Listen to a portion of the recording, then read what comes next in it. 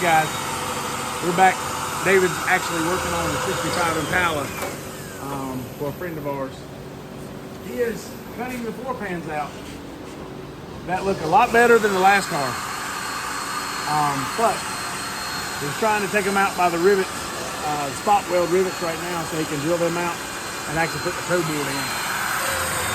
But this car looks really good. This is the way to do them on rotisserie. This is really the only way you can get to the bottom side of them.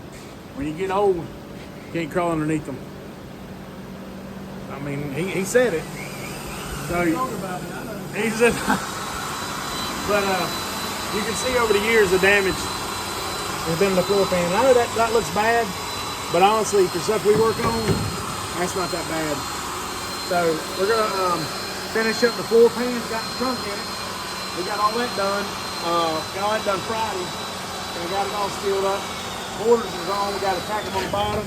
The rockers look amazing on this thing, considering there's no rod in the rockers on both sides, and they're pretty thick. So that's good.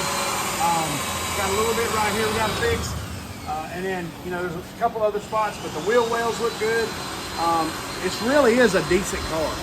It's really a decent car to start with, and it's going to be a really nice build. We got a metal finish and everything after they get it all welded in. And then of course all this will get blasted. Once everything's done, all this will get cleaned and blasted. And we're gonna paint it just like this.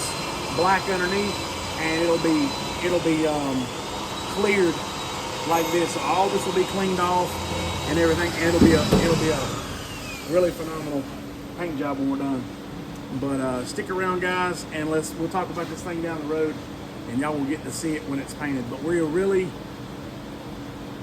probably a week or two, maybe away from body. I don't know, depends on how much metal work we can get done. But we'll see. Just follow along with the build. We'll go from there.